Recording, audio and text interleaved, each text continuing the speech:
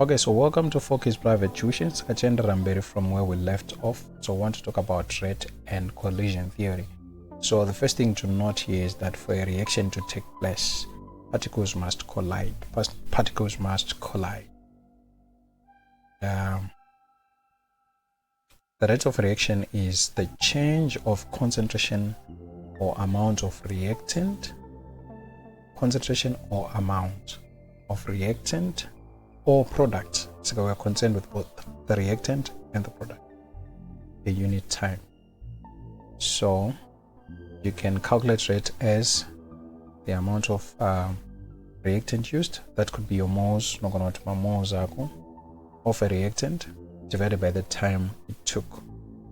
Or you can say the amount of in moles of the product that is made per given time. Amount doesn't have to be moles only. You can also use amount in terms of volume. You can use amount in terms of concentration again. Okay. Particles move all the time and collide into each other, but most collisions do not lead into a reaction. So when it comes to the collision theory, we need to know that there are what we call successful collisions and unsuccessful collisions.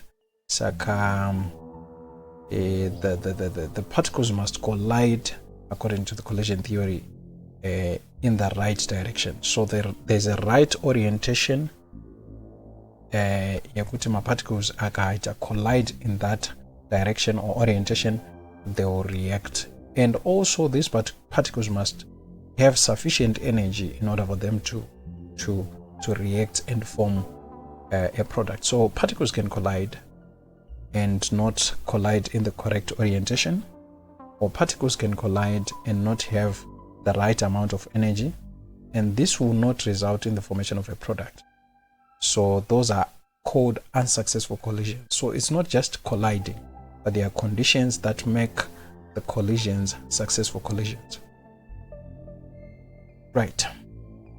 So we're talking about the right amount of energy, so that is also important. Let's also talk about how you can measure rate. So we're going to make this one a quick one. You can use what's called electrical conductivity, where you have ions being formed, or where you have ions as part of your reactants in solution. This can affect the electrical conductivity of your solution. So when you add or remove particles, your electrical conductivity can change, and you can measure this change in electrical conductivity over time and translate that into rate. We can also measure the amount of mass that is lost. We can measure volume of a gas. We can also use other methods. We can monitor the pH, titration curves. We can also monitor the rate of change of that pH and translate that into speed or rate. Okay, so that is what you have to do. You can find the rate of a reaction from a gradient. So let's look at a graph.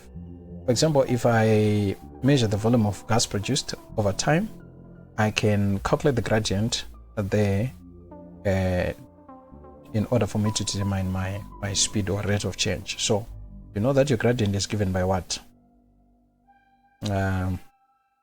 Change in y over change in x. So we can use these changes here. Change in y from here to here, change in x here to here. So we subtract here our y2 minus y1, x2 minus x1. So this is what we have here, and our gradient in this case is going to be equal to 0.67. These are cubic centimeters per minute. So that is the rate of that reaction. You can also find a rate using the gradient of a tangent to a curve. So if you were to plot your change in mass or any reactant or product over time and you get a curve, then you can use the tangent to the curve to calculate rate at specific times. There you go. So we can calculate the rate at this time here by our change in y over change in x. So that's an example there. So here it's in a change in y of this value here, 20.8 minus our 20, and we have our 4 minus our 0, and our gradient, which is our rate, is 0.20 grams per minute. So you can use tangent. Okay, let's talk about rate equations and orders. So the rate equation links the rate with concentrations of substances. For example, rate is equal to a constant times concentration of A raised to, we're going to this is the order, and concentration of B raised to the order of B. We're going to see how you determine that. So your K is here, is called the rate constant, and its units vary, so you need to actually calculate that. This power here is called the order with respect to A. This one is called the order of the reaction with respect to B. So we're going to look at how you can find the order of a reaction. So we can say the order of a reaction, an order is the power to which a concentration is raised to in the rate equation. It tells us how the concentration of the substance affects the rate. So let's look at these orders. So if you have a zero order, what it means is that changes in concentration has no effect on rate. So if I double the concentration of A, so I'm doing an experiment and I try to double the concentration of A and see what this does to the rate. Let's say it was change in mass or volume of a gas produced, and I realize that nothing happens if you change the concentration of A. Then I can say A is zero order with respect. The reaction is zero order, with respect to the concentration of A. The reaction is zero order with respect to the concentration of A, or with respect to A. So that is what these orders tell us. First order reactions, the changes in concentration is a proportional change on the rate. For example, if you double the concentration of A and you see that the rate doubles, it means that it's first order, double, so it's proportional.